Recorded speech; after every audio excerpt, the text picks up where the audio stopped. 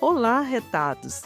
Sejam bem-vindos ao nosso segundo episódio da nossa série de podcasts, o Educação Arretada, onde trazemos educadores e jornalistas para um bate-papo sobre educação midiática.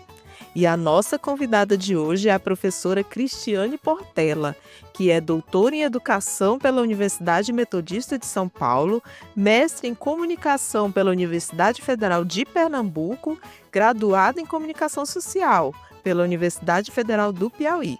Ela é professora adjunta do curso de jornalismo na Universidade Federal do Piauí, atuando na área de comunicação multimídia. E a professora integra o Núcleo de Pesquisas em Mídia, Histórias e Tecnologias. É uma honra. Seja muito bem-vinda, professora, ao nosso podcast.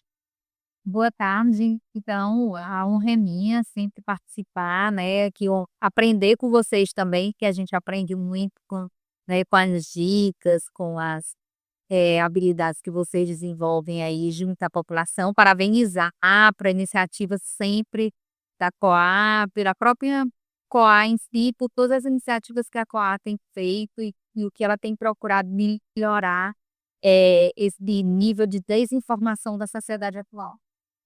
É isso, professora, a honra é toda nossa. Então, o propósito do nosso podcast é sobre conversarmos sobre educação midiática e trazer dicas, né, caminhos para que os professores possam aplicar em sala de aula e também os jovens, para que eles possam aprimorar, né, o caminhar pela internet.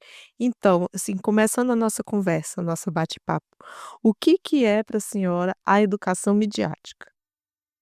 Olha, eu acredito que a educação midiática, ela é um conjunto de habilidades e competências, que vai formar, digamos assim, ou que vai instrumentalizar o indivíduo, o cidadão, a saber lidar de uma forma crítica com o que é veiculado na mídia.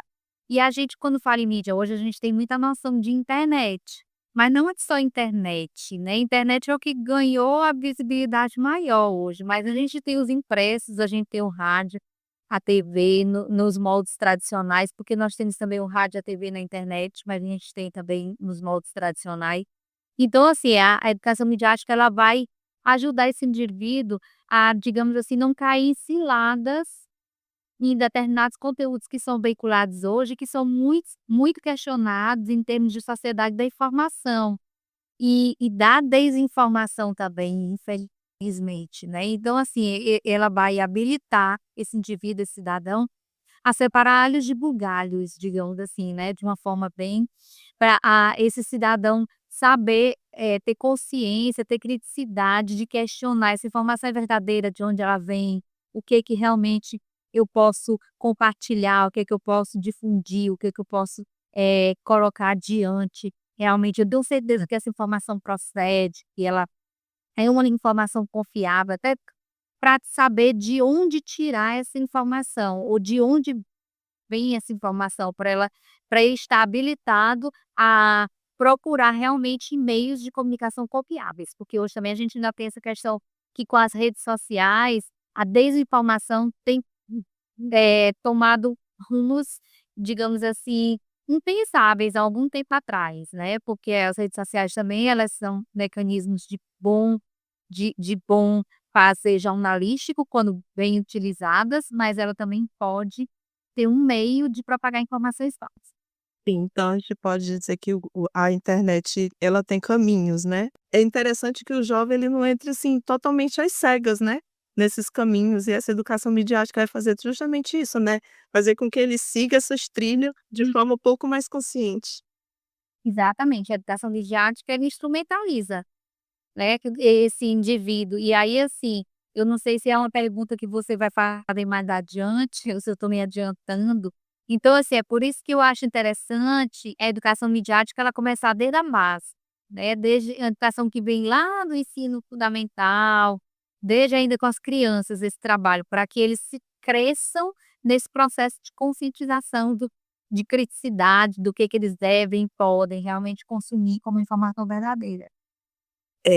Aí dentro dessa educação, né, porque a gente no curso de jornalismo, a gente aprende esses caminhos, né, um pouco desses caminhos e é papel também do jornalismo ensinar, né.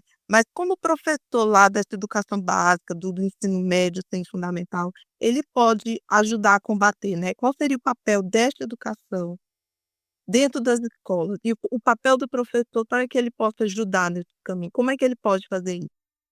Então, assim, é só uma sugestão, né, eu não tenho essa autoridade máxima para falar, mas eu acho que qualquer dica é bem-vinda. Eu estava até lendo um dia desses e vendo algum material da Finlândia. A Finlândia, ela criou uma disciplina, e desde o ensino fundamental, de educação midiática, né, e eu não sei especificamente qual é o nome da disciplina, mas de repente, por exemplo, nos cursos de jornalismo tem uma disciplina que é crítica da mídia, que é para ensinar, assim, né, de uma certa forma, discutir, debater com os alunos, com os futuros jornalistas, a ter esse olhar realmente crítico sobre o material que é veiculado pelos meios de comunicação. Então, eu acredito que é um passo interessante, porque os desafios são muitos, mas não são inatingíveis, eu acho que é perfeitamente viável, contornável, é só uma questão também de tempo, porque isso não é feito de uma hora para outra, mas eu acredito que criar uma disciplina já no currículo escolar, desde lá do ensino fundamental, que é a base, para despertar já na criança, lá depois no jovem, né, no adolescente, até chegar na fase adulta, esse interesse pelo esse material midiático, ensinando ele a separar o que é uma informação verídica de uma não verídica, por exemplo, né, já quando você começar a desconfiar de uma informação absurda, de uma informação que contém algo que parece inacreditável, é inacreditável mesmo, mas de repente pode ser verdadeira, mas a maioria não é. Então, assim, questionar de onde ela vem, o veículo é confiável, de onde veio essa informação, ele tem credibilidade para falar sobre isso, então eu acho que essa seria uma pontinha aí desse caminho. Que importante também é ter essa valorização da linguagem regional de cada lugar, né? Muito importante, aí eu até parabenizo com os manuais que vocês da quais estão desenvolvendo, porque eu acho que é um processo de identificação. Você não pode, por exemplo, fazer uma abordagem na tentativa de educar midiaticamente uma criança, um jovem, um adulto, por um viés que ele não se identifica. Então é sobretudo o papel identitário. Você tem que se identificar até com aquela linguagem que vai ser abordada nesse processo de criticidade em relação ao material que é veiculado. É você olhar e ter vontade realmente de ter esse olhar crítico, usando essa linguagem apropriada para você, porque você não vai consumir a informação que você não se identifica. Da mesma forma, você não vai se deixar educar midiaticamente de uma forma que você não se identifica. Então, o primeiro processo de aceitação desse processo de educação midiática é uma identificação. E aí eu acho que eu acredito que a linguagem regional faz parte desse processo de identificação. Como então, com esse surgimento constante dessas novas tecnologias, como a inteligência artificial, né, que tá aí e chegou para ficar realmente, né. Como a educação midiática, ela deve se adaptar para poder acompanhar essas mudanças? Então, eu vou até falar algo que é lugar comum, né, na área da comunicação e com quem trabalha com tecnologia. A tecnologia ela não é boa nem má, é o uso que você faz dela. Então, assim, a inteligência artificial, ela pode ser utilizada de uma forma muito boa, muito útil, mas ela também pode ser utilizada de uma forma não tão positiva, negativa. Você tem aqui hoje o exemplo das deepfakes, que são as montagens com vídeos, com fotos, que você altera fala, que você altera uma imagem. Então, assim, na questão da educação midiática, um ponto que pode ser trabalhado é você ensinar, e de uma certa forma, essa criança, esse jovem, esse adulto, a distinguir o que é verdadeiro, o que é falso, o que é uma imagem verdadeira. Por exemplo, eu vi isso no trabalho da Finlândia, as criancinhas já passam o vídeo, ó, isso aqui é um tipo de vídeo que ele é feito com ele usa efeitos especiais ou ele usa inteligência artificial e ele é feito para enganar as pessoas. E aí as crianças já identificam ali o que é verdadeiro ou não, o que é verídico ou não. Então, assim, dá sim para fazer esse trabalho de apurar esse olho, apurar esse ouvido, apurar os sentidos para identificar o que é, por exemplo, uma deepfake, uma fake news, né, todos esses elementos que compõem a desinformação. Sim, com a própria inteligência artificial dá para ajudar nessa distinção, né? Com certeza, a inteligência artificial, ela também pode ser usada para isso, para você ajudar nesse processo, nesse trabalho. Pode ter um aliado, né, não só o Ah, né, produzir coisas, né, mas como um aliado para ajudar nessa distinção, né. Então de repente, por exemplo, eu não sei, aqui uma pode ser que seja um exemplo absurdo, criando um software, um aplicativo que ajuda a identificar, por exemplo, uma voz que foi criada a partir de inteligência artificial, né, ou foi utilizada de uma forma que não é a correta, realmente, a verdadeira. Então, assim, né, existem mecanismos para realmente quem trabalha em nível de tecnologia com essas perspectivas. e o interessante é que trabalhando com crianças, tudo que elas aprendem, né, o que vê de diferente, que é legal, assim, eles levam para casa, né. Então muitos avós, né, avós, até pai e mãe, às vezes estão enganados com essas coisas e a partir das crianças pode ter ensinado isso, então é uma multiplicação maravilhosa, né. Exato, porque assim, o papel do professor na escola, lá no ensino fundamental, no médio, professor universitário, qualquer instância é importante, mas em casa também a família já pode ser um primeiro educador midiático da criança, né, mas para isso, esses adultos que estão, tendo contato com essa criança, eles também precisam ter esse olhar apurado, né, para separar o joio do trigo, esse alho no lugares, né.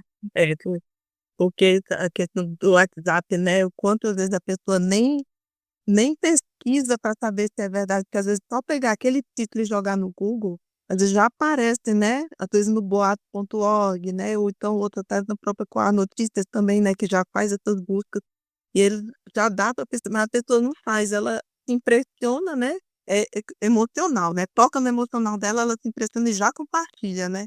Então e muitas crianças têm o WhatsApp, né, é bem perigoso isso. Muito. E outra coisa, eu acho que todos nós devemos ser, como cidadão, não é só um papel de jornalista, o princípio do jornalismo é a checagem dos fatos. Então, assim, se esse princípio fosse levado a rigor, você nem precisaria, por exemplo, dessas agências de checagem.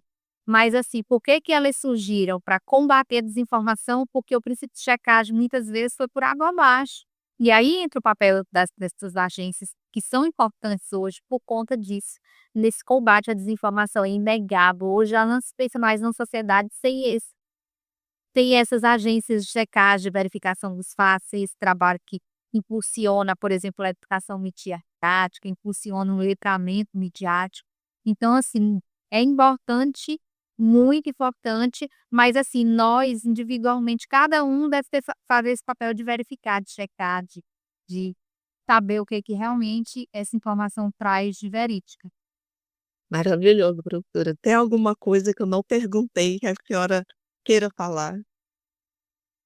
Não, eu acho que eu me estendi muito, eu acho que você, perguntou tudo e eu espero nem ter sido repetitiva, porque a questão é muito rica, a gente se empolga e acaba falando, às vezes, até batendo na mesma tecla. Mas, mais uma vez, eu queria agradecer, parabenizar esse trabalho de vocês, inclusive uma conversa informal com a Marta, ela me disse que a princípio o forte da qual seria a verificação, a checagem, mas que hoje vocês estão muito nessa questão da educação midiática, né, do letramento, e eu acho isso, assim, importante, porque esse papel vocês vão na base.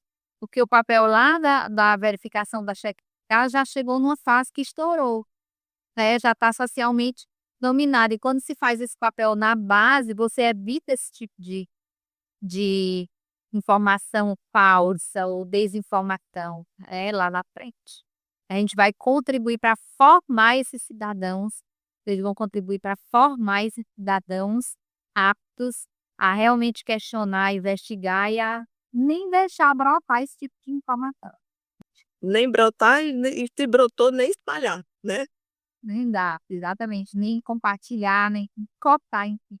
Pois então, professora, muito, muito agradecida, viu, pela sua presença aqui no nosso episódio. Vai ser muito enriquecedor e para os professores, né, conhecer e saber, mesmo que bata na mesma tecla, mas é importante a gente sempre, né, é de cada martelada que a gente quebra, né, aquela pedra, aquilo que está A leitura é uma mole e verdadeira tanto basta até que cura. sim, sim, então, a gente martela e martela quantas vezes for preciso. E eu agradeço muito pelas suas marteladas de hoje, professora.